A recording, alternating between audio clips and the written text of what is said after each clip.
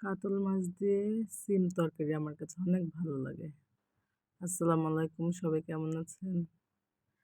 আজকে রান্না-বান্না নিয়ে চলে আসলাম। ফার্স্টে লাল শাকটা ভাজি করতেছি। লাল শাকটা আমি আগেই সিদ্ধ করে রাখছি। আমাদের গ্যাস থাকে না, সেজন্য সকালে উঠে রান্না করতে হয়। একটু সকাল সকালই, তারপর অনেক কম গ্যাস থাকে। এই যে শাক ভাজি শেষ হয়ে গেছে, এখন এই কাতল মাছটাই করব। এই বড় পিস তো আরকি, এটা টুকরা করে তারপরে যে ভাজতেছি কাতল মাছ। কাতল মাছ দিয়ে আজকে শীতের সবজি রান্না করব।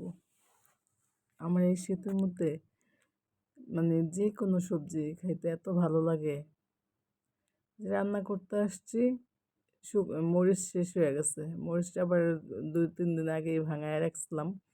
এটা ভরতে মনে ছিল না ডিবায়। যে এখন আমি ভইরা নিতেছি, যেটা সবসময় রেগুলার ইউজ করি ওইটাই। আর বড় ডিবায় ভইরা রাখবো এখন। যে বড় ডিবায় ভইরা রাখতেছি। আমরা হলুদ মরিচ ভাঙায়াই খাই। সবকিছু ধনিয়া, হলুদ, মরিচ। আর এখন এই যে মাছ ভাজা শেষ, এখন মাছটা আমি উঠায় রাখবো। মাছটা উঠানোর পর মানে এই বাটিতেই উঠাবো, সেই জন্য আর কি পেঁয়াজটা আগেই ঢাইলা দিচ্ছি। এত বেশি জিনিস নষ্ট করতে ভালো লাগে না, ধুইতে কষ্ট হয়। তারপর এই যে রান্না করতেছি, সবাই তো রান্না বান্না পারেন ভালোই। আমি আর কি রান্না কিভাবে করি এটা আপনাদের সাথে শেয়ার করতে ভালো লাগে। এইভাবে রান্না করে খায়া দেখেন একদিন আমার মতন। সবাই তো নিজের মতন করে খান, আমার মতন একদিন করে খায়া দেখেন, অনেক মজা লাগে। আমার কাছে তো আমার রান্না ভালোই লাগে। আর যারা খায় তারাও খারাপ বলে না, ঘরের সবাই ভালো বলে। আর এই সিমের তরকারিটা আমার খুবই ভালো লাগছে, অনেক মজা লাগছিল। আমি ভাত কম খাই, তরকারিটাই বেশি খাই।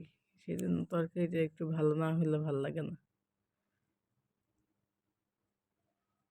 এই যে সিম, আলু, নতুন আলু দিছি তো, নতুন আলুটা অনেক বেশি মজা লাগে এখন।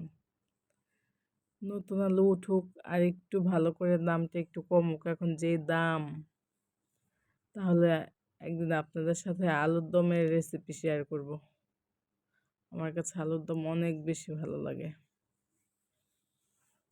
মোটার কারণে ভাত খাই না, কিন্তু আলুটা খাই। আলু অনেক ভালো লাগে আমার কাছে, যে কোনো তরকারিতে আলু অনেক মজা লাগে। বিশেষ করে গরুর গোশতের আলু তো আরও বেশি ভালো লাগে। বিরিয়ানিতে আলু না হলে আমার ভালোই লাগে না। যে আমার তরকারিটা প্রায় হয়ে আইছে, মাছটা দিয়ে দিলাম। মাছ দিয়ে যে বলক আনাইছি, একটু কাঁচামরিচ দিচ্ছি। নামানোর আগে একটু কাঁচামরিচ দিলে ভালোই লাগে। এই যে আমার তরকারিটা হয়ে গেছে, শেষ হয়ে গেছে রান্না।